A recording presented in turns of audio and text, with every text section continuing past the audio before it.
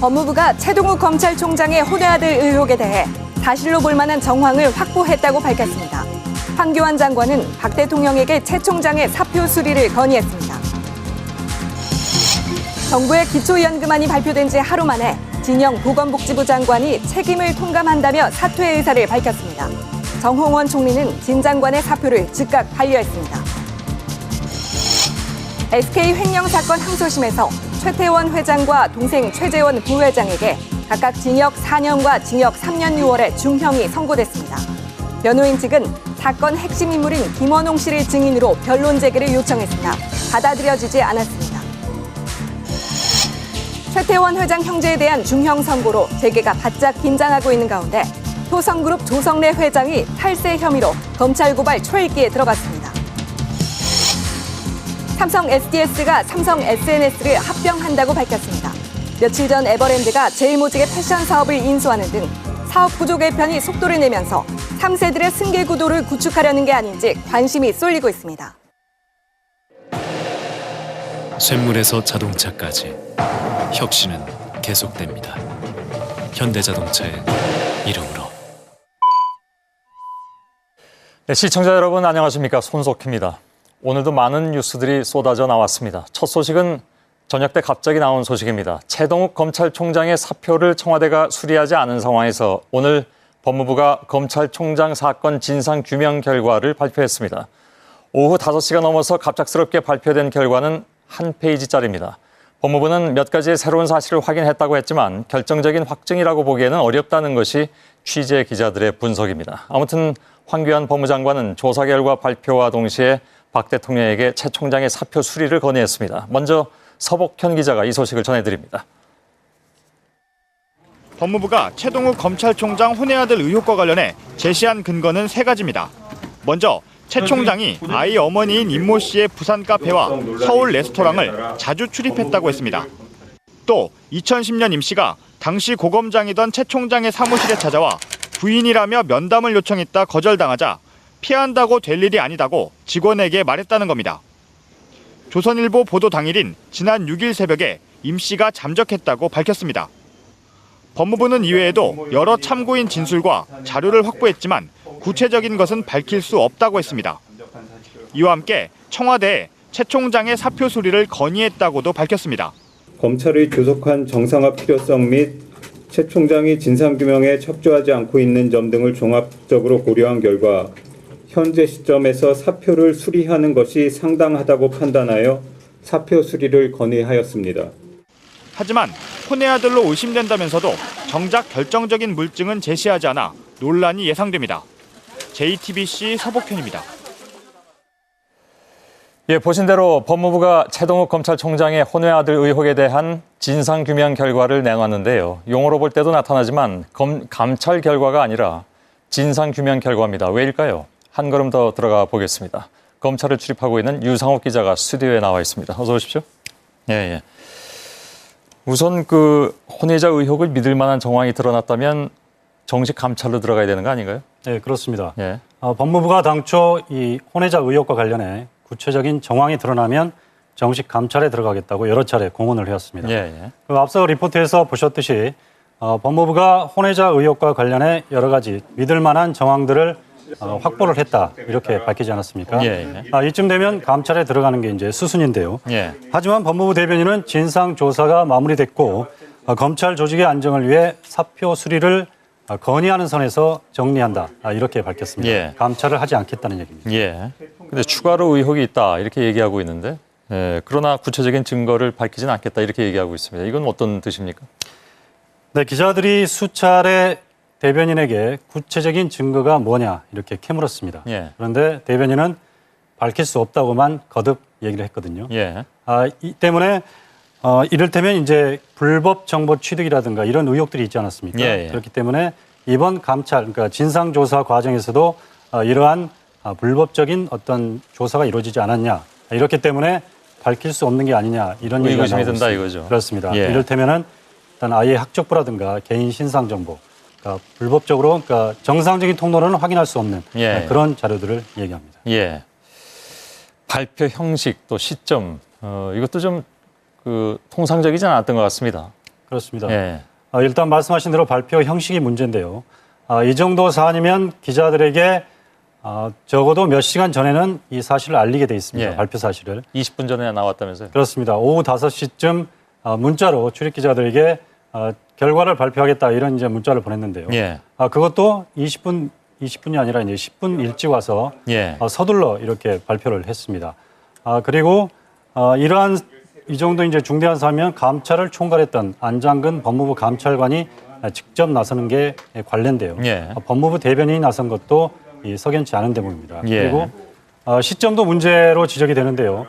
금요일 오후로 발표 시점을 정한 게 그나마 어느 정도 언론의 관심을 좀 피하고 싶었던 거 아니냐 예. 이런 의심도 들고 있습니다. 예. 그러면 서둘러 발표한 이유는 어떻게 분석이 됩니까? 일단 이런 부분들을 감찰 카드를 사실상 이제 첫 보도가 나간 일주일 뒤에 법무부가 감찰 카드를 제시하지 않았습니까? 이 정도는 상당히 좀 이례적인 그런 상황이었는데요. 예. 그러다 보니까 검찰 내에서도 상당히 이제 혼란도 많이 일었었고요. 예. 그리고 법무장관도 이 감찰 파동, 쉽게 말해서 이 감찰이 검찰에 줄 수 있는 그런 악영향이랄지 예. 이런 여러 가지 이제 수사에 영향을 미칠 수 있다 이런 이제 우려가 들었던 것도 있었던 것으로 알려지고 있습니다. 예. 이 기류가 조금 어느 정도 이제 형성이 됐던 게 지난 추석 연휴 마지막 날이죠. 9월 22일 날 법무부 장관이 9명의 고검장급 인사들을 예. 만났습니다. 만나서 이번 감찰의 어떤 불가피성을 이제 피력을 했고요. 예. 그 자리 직후에 일부 고검장들이 이 최동욱 검찰총장과 개별적으로 접촉을 해서 예. 검찰 조직을 위해달라 이런 취지로 또 얘기를 했다고 합니다. 예. 근데 당초에 그 감찰이 가능하냐 이런 논란도 있지 않았습니까? 그렇습니다. 일단 처음부터 이 감찰이 좀 실효성이 없다 이런 지적은 여러 차례 나왔습니다. 예. 일단 이 징계 대상이 아니다 이런 얘기가 나오는데요. 일단 검사를 그러니까 검사 징계 규정법을 보면은 일단 이런 의혹이 있는 시점에서 예. 3년 뒤에 벌어진 사건에 대해서는 애초에 감찰을 할 수 없다 이런 징계할 수 없다 이런 규정이 나오고 근데 있습니다. 11년 됐으니까요. 그렇습니다. 2002년이 의혹이 불거진 시점이니까요. 예, 예. 알겠습니다. 여기까지 듣겠습니다. 유상욱 기자 수고했습니다. 예.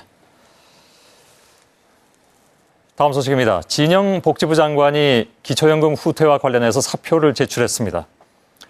그러나 정홍원 국무총리는 이를 즉각 반려했습니다. 검찰총장 사표를 수리하지 않은 데 이어서 진영 장관까지 사표가 반려되니까 이 정부에서는 그만두기도 어렵다 이런 농담도 나오긴 합니다만은 농담으로만 풀기에는 상황이 좀 심각합니다. 우선 진 장관의 사표 소식을 천권필 기자가 전해드리겠습니다. 진영 복지부 장관은 기초연금 등 박근혜 대통령의 주요 복지 공약이 줄줄이 축소된 것에 책임을 통감한다고 사퇴 이유를 밝혔습니다. 특히 65세 이상 모든 노인에게 기초연금 20만 원을 주겠다던 공약이 하위 70% 차등 지급으로 후퇴한 것에 큰 부담을 느낀 것으로 알려졌습니다. 진 장관은 복지부 청사에 출근하지 않은 채 종일 모습을 드러내지 않았습니다. 아버지는 안 계세요. 아예 안 들어오셨어요? 예, 지금 당구장님. 갑작스러운 사퇴 소식에 복지부 직원들은 당황스럽다는 반응입니다. 저도 수고가 있습니다. 그에 대해서는 다른 말씀이 없습니다. 진 장관은 앞서 해외 출장 기간에 사퇴 고려 소식이 전해져 논란을 빚기도 했습니다. 하지만 정홍원 국무총리는 국정감사와 복지 관련 예산 처리 등 시급히 해결해야 할 현안이 많다며 사표를 반려했습니다. JTBC 천권필입니다. 네, 청와대는 사표 반려가 사실상 박근혜 대통령의 뜻이라는 점을 분명히 했습니다. 그런데 측근의 사표 강행이라는 데 대한 청와대의 당혹감도 동시에 읽힙니다. 임소라 기자입니다. 청와대 이정현 홍보수석은 진영 장관의 사표를 정홍원 총리가 반려한 것은 대통령과 상의한 것이라고 말했습니다. 사실상 사표 반려가 대통령의 뜻이라는 겁니다. 박 대통령은 어제도 진 장관을 염두에 둔 듯 국무위원회 책임 있는 자세를 주문하기도 했습니다. 어떤 비판이나 어려움이 있어도 새로운 다짐과 책임감으로 나라와 국민을 위해 최선을 다해서 사명과 책임을 다해 주시기를 바랍니다. 그럼에도 사표를 낸 데 대해 청와대는 불쾌하다는 기류가 역력합니다. 한 고위 관계자는 대통령의 측근이라는 사람이 이렇게 무책임한 결단을 내리는지 도저히 이해가 안 된다고 비판했습니다. 이 때문에 기초연금 논란이 잠잠해지고 후임자가 결정될 때까지 징벌적 사표 반려가 이어질 거란 관측입니다. 새누리당은 일각의 불만 기류 속에 공식 반응을 삼가했고 민주당은 무책임함의 극치라고 꼬집었습니다. 뜬금없는 사의 표명을 접한 국민은 현 정부의 무책임함의 극치를 보고 멘붕에 빠질 지경입니다. 이런 상황에서 진 장관이 끝내 업무 복귀를 거부할 경우에는 상당한 정치적 파장이 예상됩니다. JTBC 임소라입니다. 네, 진영 보건복지부 장관의 사표 제출과 반려 그 경과를 좀 짚어보죠. 청와대 출입하는 남궁욱 기자 지금 연결되어 있습니다. 남궁욱 기자. 예, 청와대에 나와 있습니다. 예. 진 장관과 관련해서는 그동안에 사의를 밝혔다 아니다 뭐 이런 얘기들이 좀 오갔는데 상황을 좀 정리를 좀 해보죠. 예, 이번 사태가 워낙 급박하게 돌아갔기 때문에 좀 시간 순서대로 우선 정리를 좀 해야 될 것 같습니다. 그래서 제가 달력과 표를 좀 준비를 했는데요. 우선 진 장관과 관련해서 사퇴 보도가 처음 나온 건 측근의 입을 통해서 사퇴 보도가 나온 건 22일 일요일이었습니다. 당시에 진 장관은 의료기술 수출을 위해서 사우디아라비아를 방문하고 있었는데요. 이곳에서 논란이 커지자 직접 기자회견을 현지에서 열어서 자신과 관련된 사퇴 보도는 와전됐다라고 다시 한번 해명을 했습니다. 그런데 이 배경에는 아무래도 자신의 사퇴가 그 기초연금 공약 후퇴와 관련돼서 반발을 하는 것이다라는 보도가 나오면서 청와대가 23일에 나서서 26일에는 국무회의를 열어서 박근혜 대통령이 직접 입장을 밝힐 것이다라는 발표를 했기 때문인 걸로 보이는데요. 하지만 진 장관이 출국한 거는 지난 20일입니다. 사우디아라비아로 출국한 건. 하지만 지난 20일 이전에 이미 측근들을 만나서는 사우디에 돌아오는 대로 바로 사퇴를 하겠다라는 입장을 밝혔다라는 증언이 나왔는데요. 바로 저희 JTBC의 시사 예능 프로그램을 통해서입니다. 일단 그 화면을 보시고 좀 더 얘기 나누겠습니다. 추석 당일날 진영 장관이 보건복지부 장관 뭐 하냐 그래서 저녁이나 먹자 그래서 만나서 같이 저녁을 먹는 한참 밥 먹고 잘 뭐 이런 얘기 저런 얘기 하는데 자기 그만 사표를 낼까봐 뭐 이런 얘기를 하더라고요. 그래가지고 근데 우리 진영 장관이 말이죠 그렇게 어떻게 보면 중차에 대한 얘기를 우리 이제 미스터 강한테 한다는 얘기는 그냥 이게 널리 퍼져라 뭐 이런 의도로 인간 어쨌든 뭐 이제 진 장관이 나는 그만둘 것이다. 24일날 사우디에서 돌아오고 25일날 사표를 내겠다. 박근혜 대통령하고 어떤 그 사전에 어떤 교감이 된 건가요? 안 됐죠. 그러니까 애초부터 사퇴할 결심은 서 있었다 이렇게 봐야 되는 거군요. 예, 그렇습니다. 그리고 특히 진 장관은 25일에 귀국을 하면서요. 자신이 사퇴 고민을 했던 이유에 대해서도 공약 후퇴 때문이 아니다라고 못을 박았었는데 역시 같은 프로그램에서 강용석 전 의원의 증언에 따르면 진 장관이 추석 때 이미 공약 후퇴 때문에 기초연금의 후퇴 때문에 사퇴를 하고 싶다라는 의사를 밝혔다라는 겁니다. 그러니까 사우디에서 한 해명이나 이후 귀국 과정에서 했던 얘기들이 모두 본의와는 좀 상관없이 청와대의 눈치보기였다 이렇게 해석을 하는 게 옳을 것 같습니다. 그럼 어제 국무회의에 참석했던 것도 같은 차원에서 해석을 합니까? 예, 그렇게 해석해야 될 것 같습니다. 26일 날 국무회의 전날이었던 25일 밤이죠. 이날 밤에 갑자기 진 장관이 내일 아침 국무회의에 참석하지 않을 것이다. 그렇게 함으로써 사의를 관철시킬 것이다라는 얘기가 여권에 파다하게 돌았습니다. 이 소식을 들은 청와대도 물밑에서 열심히 뛰었는데요. 그리고 설득에 성공했는지 26일 아침에 청와대에서 열린 국무회의에는 진 장관이 모습을 나타냈습니다. 그리고 이 모습을 나타냄으로써 사태가 일단락되는 듯 보였고요. 청와대 관계자들도 어제 오후에는 다소 안도하는 모습을 보였습니다. 그런데 정작 오늘 진 장관이 발표한 사퇴문을 보니까 청와대가 안도하고 있던 바로 그 순간 어제 오후에는 사퇴문을 쓰고 있었던 것으로 보여집니다. 박근혜 대통령하고 진 장관 사이에 이런 좀 어색한 그런 상황이 나온 게 이번이 처음은 아니죠? 예, 그렇습니다. 사실 진 장관은 박근혜 대통령이 2004년 한나라당 대표를 맡자마자 첫 비서실장을 시켜서 본래 친박, 그래서 본박이라고 불리던 인물이었습니다.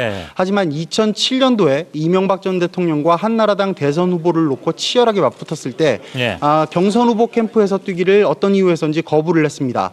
그리고는 경선에서 진 다음 날에야 현장에 캠프에 나타나서 화제가 되기도 했었는데요. 그 이후로도 이명박 정부 초중기 내내 친박계보다는 친이명박계 의원들과 더 가까운 모습을 보였고요. 친이계 모임에 좌장구실을 해서 눈길을 끌기도 했습니다. 그리고 결정적으로는 2010년도에 이명박 정부가 세종시 원안을 수정하려고 했을 때 박근혜 대통령이 친박계 의원들에게 거부를 하라는 지시를 내렸는데요. 이 지시를 어기고 정부를 지지하는 쪽으로 투표를 해서 결정적으로 더 어색한 관계가 되기도 했습니다. 그래도 지난 대선 때는 중용을 했던데요, 보니까. 예, 그렇습니다. 당 정책위 의장으로서 기본적으로 정책 공약들을 손질하게 했고요. 그리고 당선 직후에도 또다시 그 인수위 부위원장을 시킴으로써 권력의 인수, 정권의 인수에 살림살이를 맡기기도 했습니다. 이렇게 두 사람 사이에 곡절이 많은데도 불구하고 계속 중용되는 이유는 진 장관이 신사적이고 업무 처리가 꼼꼼한 데다가 결정적으로 입이 무겁다라는 점을 박 대통령이 높이 산다라는 분석이 있어 왔는데 그런데 이번만큼은 진 장관의 사의를 반려하면서까지 끝까지 책임을 추궁하겠다라는 태도를 박 대통령이 보이고 있거든요. 그러다 보니까 정치권에서는 이번에야말로 두 사람의 관계가 끝장나는 것 아니냐라는 점에서 주목을 하고 있는 상황입니다. 월요일에 출근을 안 하겠죠? 예, 만약에 출근을 하지 않는다면 정말 두 사람의 관계가 끝난 것이다라고 볼 수 있겠는데요. 청와대도 이런 파국까지 가는 것을 원하지는 않고 있습니다. 그러다 보니까 지금 이 순간에도 청와대가 물밑 접촉을 통해서 진 장관의 진위가 무엇인지 계속 파악하고 있는 상황인데요. 아쉽게도 아직까지 성과가 있다는 얘기는 들려오지 않고 있어서 공은 여전히 진 장관이 쥐고 있다. 이렇게 말해 볼 수 있을 것 같습니다. 청와대에 나가 있는 남궁옥 기자였습니다. 수고하셨습니다.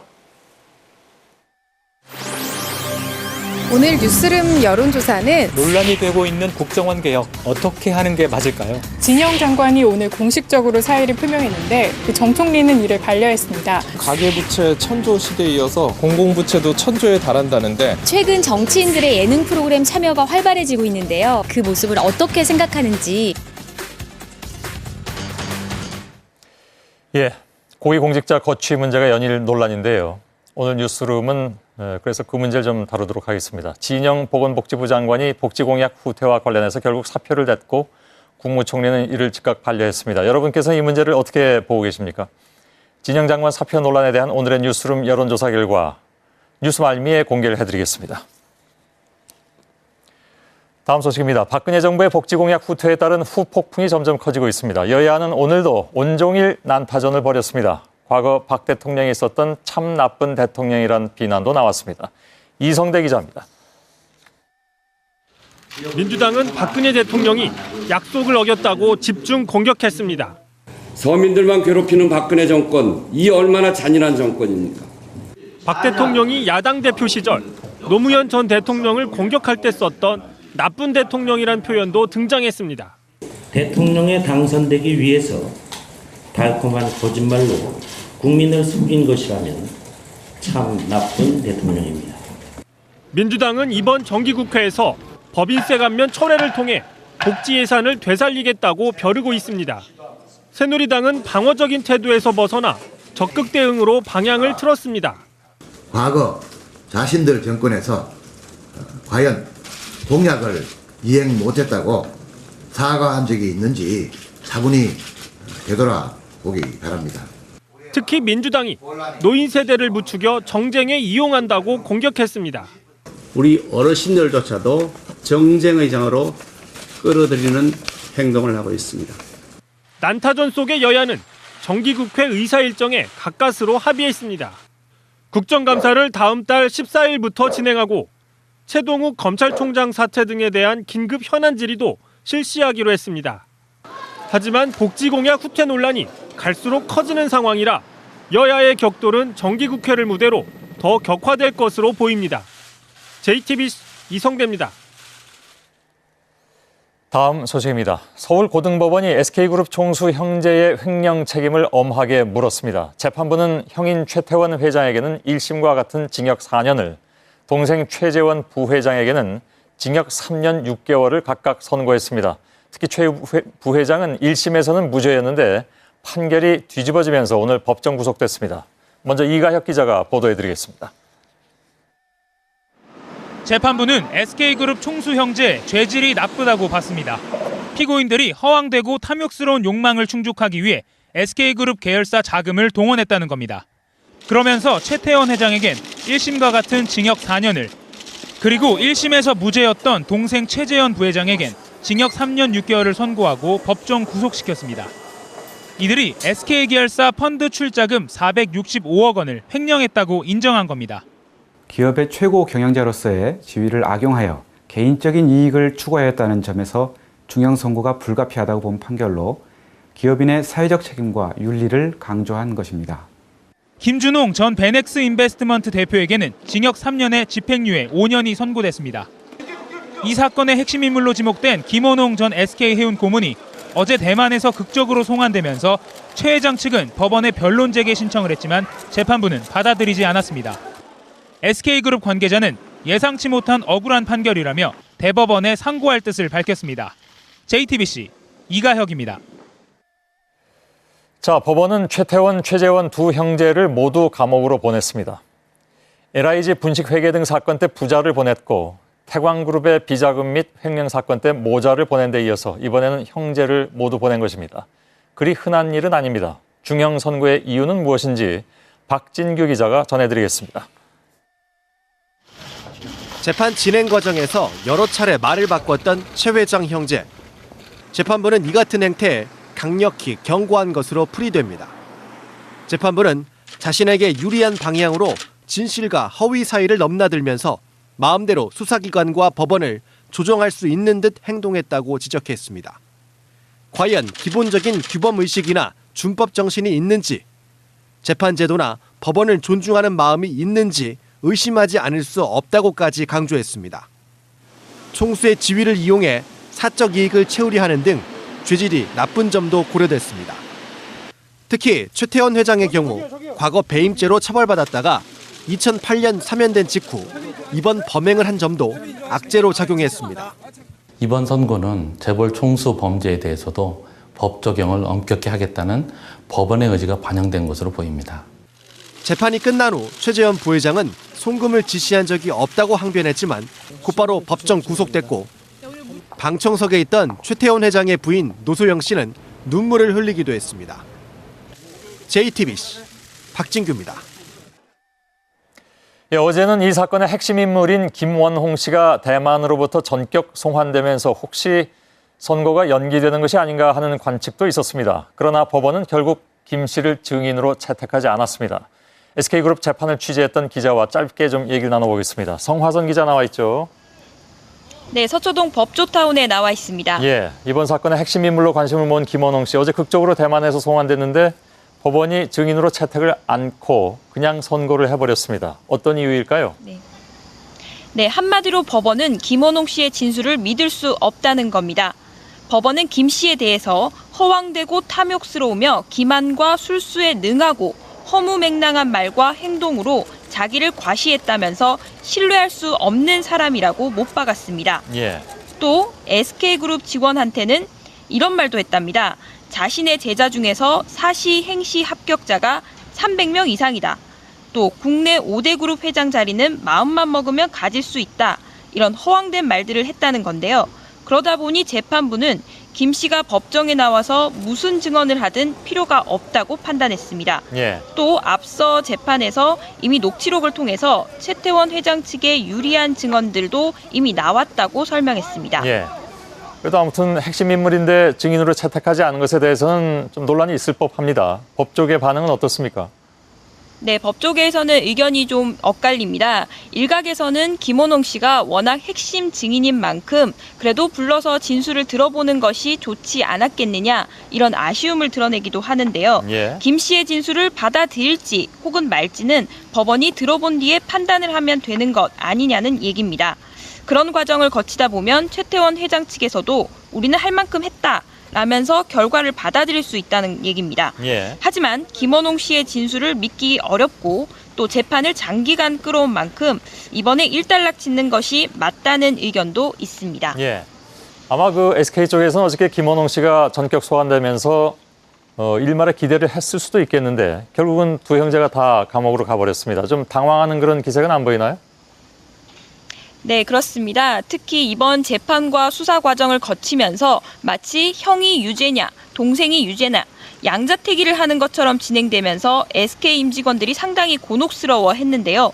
오늘은 형에 이어서 1심에서 무죄가 났던 최재원 부회장마저 구속이 되니 상당히 당혹스러워하는 분위기입니다. SK그룹은 곧 대법원에 상고할 것으로 보이는데요. 특히 김원홍 씨의 증인 채택이 거부된 만큼 심리가 미진했다는 점을 적극 주장할 것으로 관측됩니다. 예. 지금까지 서초동 법조타운에서 JTBC 성화선입니다. 예, 수고하셨습니다. 자, 그렇다면 김원홍 씨는 대체 어떤 인물인가? 무속인 출신이고 일명 도사였다고 합니다. 신통력으로 돈을 불린다는 김 씨에게 SK의 주요 경영진들이 넘어갔습니다. 김 씨가 주무른 최태원 회장의 돈은 무려 6천억 원입니다. 이 돈의 절반을 날리면서 최 회장과의 관계가 틀어지기 시작했다고 하는데요. 대만 도피 생활을 포함해서 김 씨의 행적을 김민상 기자가 추적해봤습니다. 왜소한 체격의 남성. 그가 입국하자 순식간에 공항은 아수라장이 됐습니다. 최태원 SK 회장의 재판이 벌어진 2년 내내 사건의 핵심으로 지목된 인물. 바로 김원홍 전 SK 해운 고문입니다. 최태원 회장의 개인 자금을 자기 돈처럼 굴려온 김 씨. 고졸 출신의 그가 미국 시카고대 경제학 석박사 출신의 마음을 휘어잡은 비결이 뭘까? 일간계 정치사에 어떤 기사가 일주일 두루씩 집어넣습니다. 처음에는 얼마 안 됐었더니 10억도 안 되는 걸로 알고 있어. 하필 뭐 갑자기 백미 지원이나 뭐 이런 걸 눌러본 거야. 근데 최태원 회장이 거기 빠진 거지 이제. 16조요. 오늘 최 회장 공판에서 판사가 무속인 출신인 김 씨가 마치 신통력을 이용해 수익을 막대하게 거둘 수 있다고 믿었다고 말했을 정도입니다. 김 씨는 어젯밤 인천공항을 통해 강제 송환되기 직전까지 대만에 머물렀습니다. 도피 생활을 하다 현지 경찰에 체포돼 외국인 수용소에 감금됐습니다. 그는 여기서도 유명 인사였습니다.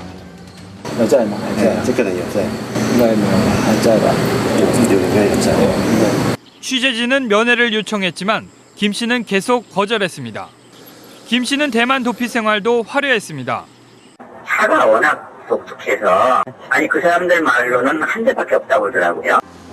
그가 드나든 고급 온천. 책임자에게 김 씨 사진을 보여주자 1년짜리 회원권을 사용한 유일한 한국인이라고 지목했습니다. 东西会给他放到置物柜，那去泡完温泉的时候，他都会跟他擦背。 김 씨는 수감 중에도 중남미 국가 여권을 취득해 또 한 번의 기막힌 도피를 시도했다는 의심을 받았습니다. 송환 당시에 쓴 안경도 덴마크산 최고급 제품. 세계적으로 유명한 안경입니다. 가격대로는 1000불에서 5, 6,000불로 형성되어 있으며 국내에서는 보기 힘든 모델입니다. 이렇듯 화려한 김 씨는 어린 시절엔 무척 가난했다고 합니다. 말 이래볼게요. 나는 한 천평까지 그 식구가 이렇게인데. 그래서 큰 욕받아서 고등학교에 남기를 어디다 내서 시키시니까. 그런데 수학의 재능이 남달랐다는 겁니다. 이 수학을 워낙 잘하셔갖고 뛰어나니까 오히려 경고 아이들을 가르쳤다 이런 얘기는 있었어요. 고교 졸업 후 증권사에 취직한 그는 독학으로 투자 기법을 배웠습니다. 1990년대 중반부터 주식으로 큰 돈을 벌었다는 소문이 고향에 쫙 퍼졌습니다. 아버지 칠순잔치가 벌어진 1997년엔 집안 마당으로 유명 가수를 불렀습니다. 78순? 그걸 해도 음칠이고 그렇게 참여를 안 하는 가수로 유명해요. 이 대통령에서는 적어도. 근데 그때 그 당시 아마 거기를 아마 그분들이 굉장히 원했던 모양이에요. 주식과 선물 가격을 족집게처럼 맞춘다며 여의도에선 무속인이라는 소문이 퍼졌습니다. 박도근 전 SK증권 사장과의 인연을 시작으로 손길승 전 SK 회장과 최태원 회장을 차례로 소개받았습니다. 특히 1998년 고 최종현 전 회장이 타계한 뒤 700억 원에 달하는 상속세 문제를 해결해주면서 최 회장의 각별한 신뢰를 얻었다고 합니다. 2011년 김 씨가 부친상을 당하자 최 회장이 직접 경주까지 내려왔을 정도입니다. 가만히 백단이네. 그런데 이게 SK 김원웅 회장님 정도 된다 그러면은 엄청나죠. 모든 밑에 계열사부터 시작해가지고 안 그러겠습니까? SK 측에 따르면 최 회장이 2005년부터 2011년까지 김 씨에게 맡긴 투자금만 6천억 원. 그러나 김 씨는 이 중 3천억 원을 선물 투자로 잃었습니다. 손실이 나는 경우에는 그걸 만회하기 위해서 2배, 3배로 이렇게 거래를 이제 많이 늘리게 되면 이성을 잃게 되고 그래서 이제 큰 화를 입는. 또 2천억 원은 자신의 보험에 넣기도 했습니다. 경기도 분당의 한 고급 빌라. 김 씨가 해외로 달아나기 전에 살았던 집입니다. 그런데 누군가 2011년 초 이 집에 15억 원의 담보를 잡아놓은 걸로 확인됐습니다. 바로 최태원 회장입니다. 투자금을 날리게 된 최 회장이 이 무렵부터 김 씨를 의심한 걸로 보입니다. 결국 최 회장은 지난 7월 재판에서 믿었던 사람인데 배신당했다고 고개를 떨궜습니다. 신통력을 지녔다는 투자 전문가와 대기업 회장과의 만남. 결국 최 회장 형제는 나란히 구속됐고 김 씨는 대만에서 잡혀와 이틀째 검찰 수사를 받고 있습니다. JTBC 김민상입니다. 최태원 회장 형제에 대한 중형 선고로 재계 분위기가 좀 무거울 것 같습니다. 대표적으로는 효성그룹일 텐데요. 효성그룹 조성래 회장이 급기야 검찰 수사를 받게 될 것으로 보입니다. 효성에 대한 특별 세무조사 결과 국세청의 검찰 고발이 초읽기에 들어갔습니다. 유한울 기자입니다. 국세청은 지난 5월부터 효성그룹에 대한 특별 세무조사를 벌여왔습니다. 발단은 조성래 회장의 동생 조웅래 DSDL 회장의 역외탈세 의혹이었습니다. 하지만 조사가 진행될수록 탈세주도 혐의는 조성래 회장으로 옮겨갔습니다. 국세청은 혐의가 가시권에 들자 이번 달 초부터 특별 세무조사를 조세범칙조사로 전환했습니다. 조 회장을 포함한 관련 경영진에 대한 검찰 고발을 염두에 둔 조치였습니다. 국세청은 조사 결과 조 회장이 분식회계와 차명재산 등으로 수천억 원대를 탈세한 사실을 확인한 것으로 알려졌습니다. 따라서 이들을 조만간 검찰에 고발할 방침으로 전해졌습니다. 이에 대해 효성 측은 아직 확정된 건 없다며 말을 아꼈습니다. 고의적인 탈세 의도는 전혀 없었습니다. 탈세 분식회계 등과 관련해 현재까지 확정된 사안은 없습니다. 재계 순위 26위로 이명박 전 대통령과 사돈 관계기도 한 효성그룹. 박근혜 정부 들어 계속되는 정부의 사정 칼날에 창립 이후 최대 위기를 맞고 있습니다. JTBC 유한울입니다. 경기도 하남에서 발생한 여고생 살인 사건은 도박빚에 시달려온 40대의 어이없는 범죄였습니다. 강나현 기자입니다. 전교 2, 3등 성적에 소프트웨어 엔지니어를 꿈꾸던 고등학교 3학년 최모양. 지난 15일 밤 공부를 마치고 집에 오다 괴한의 흉기에 찔려 숨져 주변 사람들을 안타깝게 했습니다. 진짜 친구도 많고 남 도와주는 거 좋아하고 저희 엄마도 되게 좋아하시거든요. 사건 발생 12일 만에 41살 진모 씨가 저지른 범행이 드러났습니다. 자동차 정비소에서 일해온 진 씨는 자전거를 타고 사건 현장 부근으로 왔고 거기서 우연히 최양과 마주쳤습니다. 도박빚에 시달려 평소 강도짓을 하려고 흉기를 가지고 다녔던 진 씨는 잠깐의 실랑이 끝에 최양을 살해했습니다. 술을 마신 상태였고 금전적으로 어려운 상태로 돈을 빼앗을 생각도 있었고 성적 호기심도 있었다고 진술하고 있습니다. 경찰은 오늘 범행에 사용한 흉기를 찾았습니다. 그러니까 정말 피해자의 가족들이 너무 죄송한데. 한 사람의 어이없는 범죄에 꿈 많은 여고생의 삶이 무참히 짓밟혔습니다. JTBC 강나연입니다. 아침마다 목숨 걸고 통근 차량을 타는 사람들이 있습니다. 부산에 사시는 분들은 대개 어딘지 아실 텐데요. 자치단체와 경찰은 뒷짐만 지고 있습니다. 부산총국의 구석찬 기자입니다.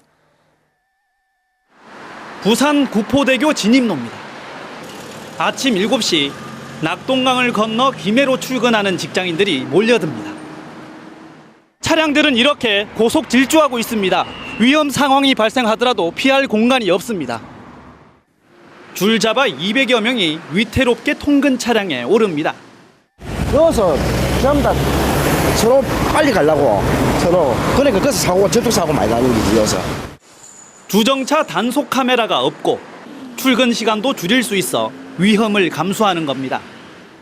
다시 했습니다. 가야 되기 때문에 안 되면 맨날 이렇게 해요. 부산 덕천동 남해고속도로 진입로. 주정차 금지 구역에서 위험한 승차가 이어집니다. 동네까지 가려면 1시간 미리 가야 되니까 불편하니까 아침에 바쁘고 하니까 이제 여기서 타는 거죠. 부산시와 경찰은 강 건너 불구경입니다. 이 부분은 경찰청에서만 단속을 해야 됩니다. 단속, 저건 뭘 단속한다만 시하고 고속도로 공사하고 관계 회의랑 해봐야 갓길 승차는 엄연한 불법. 사고가 나도 보험 처리가 어렵습니다. 고속화도로나 그 진입로 또는 보행자 금지도로에 보행자가 서 있을 경우 보행자 과실이 최고 80%까지 적용될 수 있습니다. 안전한 승차장을 마련하거나 강력한 단속이 필요합니다. JTBC 구석찬입니다.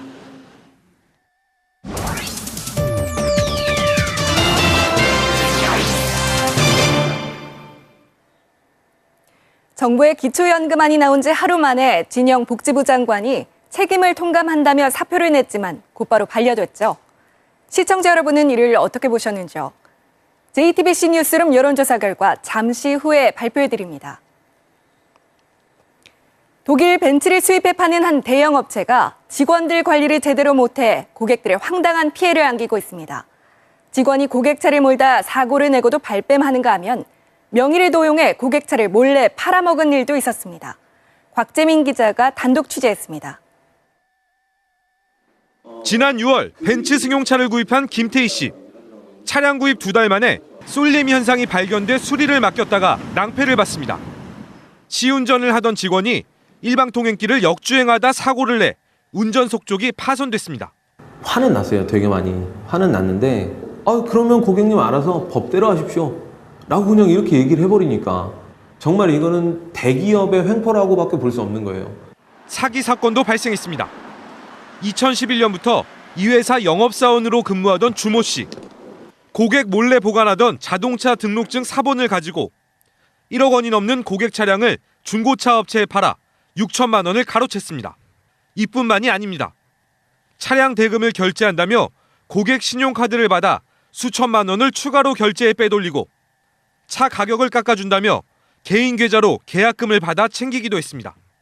이런 식으로 피해를 입은 소비자는 10명이 넘는 상황. 결국 주 씨는 해고됐고 현재 검찰 조사를 받고 있습니다. 이건 관련 보통 문제 아니었어. 그래서 TFT증 부정을 해가지고 좀 더 확실한 거. 수입차라고 믿고 맡겼다가 오히려 낭패를 보는 일이 많아지고 있습니다. JTBC 곽재민입니다. 삼성그룹이 최근 들어 사업구조 개편을 서두르고 있습니다. 후계 경영구도에 그만큼 속도가 붙는 게 아니냐는 해석이 나옵니다. 위문희 기자가 보도합니다.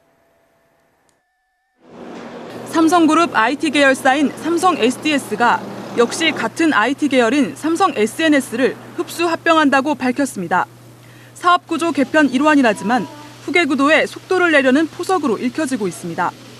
삼성 SNS는 한 해 매출이 5천억 원대에 불과하지만 이재용 삼성전자 부회장 지분이 45%나 되는 회사입니다. 이번 합병으로 이 부회장의 SNS 지분이 삼성 SDS 주식으로 바뀌면 이 부회장의 SDS 지분은 8.8%에서 11%로 늘어나게 됩니다. 그룹 내 전자계열을 총괄하는 이 부회장으로선 지배력이 한층 커지게 되는 겁니다. 나흘 전에 삼성 에버랜드는 이건희 회장 차녀 이서연 부사장이 맡아온 제일모직의 패션 사업부를 넘겨받았습니다. 이 역시 3세 경영구도의 일환이란 해석입니다. 에버랜드 지분 8.3%를 보유한 이 부사장으로선 향후 패션 사업에 대한 경영권 확보의 길이 열린 셈입니다. 특히 삼성 에버랜드는 그룹의 지주사 역할을 하고 있어 이곳을 중심으로 3세들 간 사업 영역별 분할이 이루어질 가능성이 큰 것으로 관측되고 있습니다. 향후에 삼성과 관련돼서 변화가 일어나면 에버랜드가 제일 먼저 변화가 일어날 거다. 그렇게. 삼성이 계열사 간 사업 조정에 박차를 가하면서 삼성과 후계 구도 재편에도 관심이 모아지고 있습니다. JTBC 위문입니다. 가을 단풍을 기다리셨던 분들 이제 산에 오를 준비하셔도 되겠습니다. 설악산의 단풍이 본격적으로 물들기 시작했습니다. 황수연 기자가 전합니다.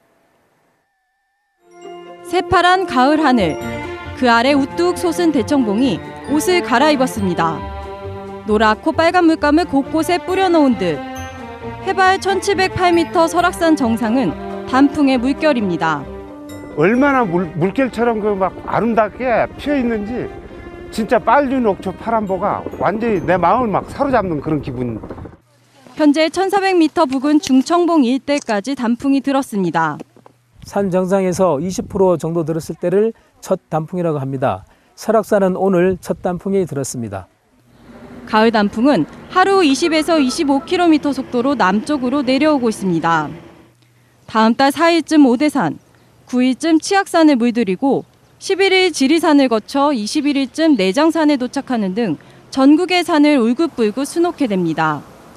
산의 80% 이상이 물드는 단풍 절정기는 첫 단풍이 시작되고 약 2주 뒤, 설악산은 10월 18일, 지리산은 10월 24일, 내장산은 11월 6일이 절정입니다.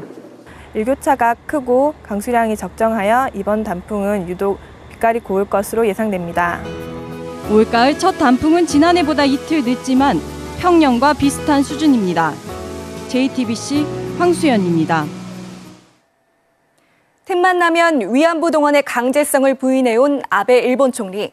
오늘 유엔 총회에선 마치 여성 인권의 수호자인 양 연설을 늘어나 빈축을 사고 있습니다. 서승욱 특파원입니다.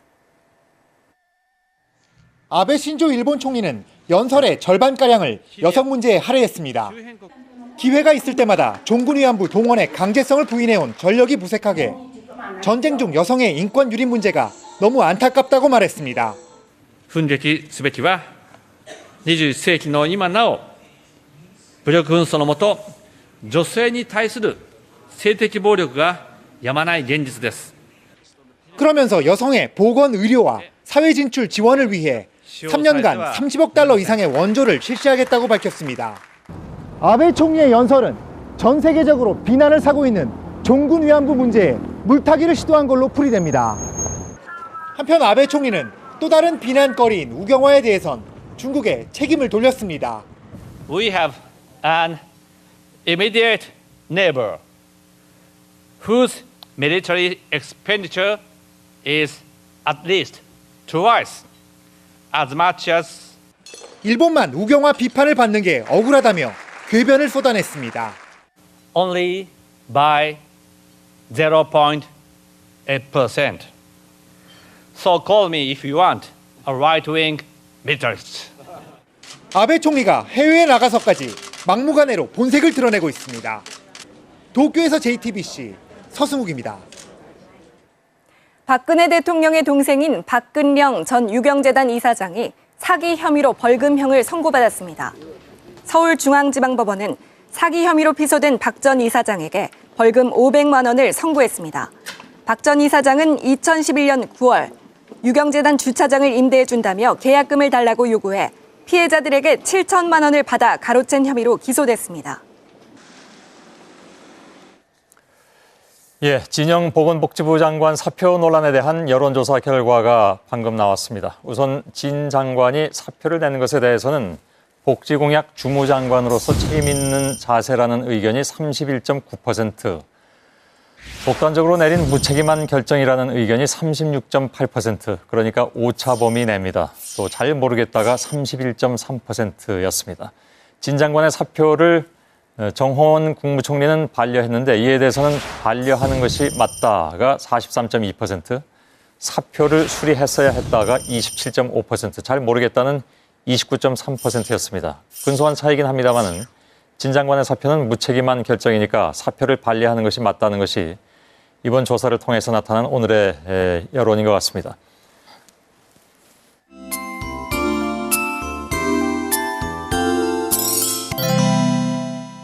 오늘 아침은 올가을 들어 가장 쌀쌀했습니다. 서울이 10.9도를 기록했고 강원도 철원군 김하읍에선 2.2도까지 떨어지면서 올가을 첫 서리가 내렸습니다. 토요일인 내일은 전국이 차츰 흐려지겠고 밤부터 비가 오겠습니다. 이번 비는 월요일까지 이어지겠는데요. 남해안과 제주도에선 최고 100mm 이상, 강원 영동과 충청, 남부지방은 30에서 70mm의 많은 비가 쏟아지겠습니다. 또 서울, 경기와 강원 영서지방도 10에서 50mm의 적지 않은 비가 예상됩니다. 지금은 전국이 대체로 맑지만 내일은 서쪽에서 다가오는 기압골의 영향을 받겠습니다. 내일 밤에 서해안부터 시작된 비는 일요일 새벽에 전국으로 확대되겠는데요. 특히 남해안과 제주도를 중심으로 돌풍과 벼락을 동반한 시간당 20mm 안팎의 강한 비가 오는 곳이 있겠습니다. 자세한 기온 보시겠습니다. 중부지방의 낮 기온은 서울 20도, 강릉 22도 등 오늘보다 2도에서 4도가량 낮겠습니다. 남부지방은 전주의 낮 기온 24도, 대구 25도로 선선하겠습니다. 물결은 모든 바다에서 0.5에서 2m로 낮게 일겠습니다. 비는 월요일에 점차 그치겠지만 다음 주 수요일엔 중부지방에 또 한 차례 비가 예상됩니다. 기상정보였습니다. 예, 오늘 밤 밤샘 토론 예고를 좀 해드리겠습니다. JTBC에서는 매달 마지막 금요일 밤에 신예리 국제부장 사회로 밤샘 토론을 합니다. 오늘이 첫날인데요. 우리 사회 가장 뜨거운 이슈를 밤 12시 반부터 새벽까지 툭 터놓고 뜨겁게 토론할 예정입니다. 오늘 주제는 꽉 막힌 전국 누구의 책임인가입니다.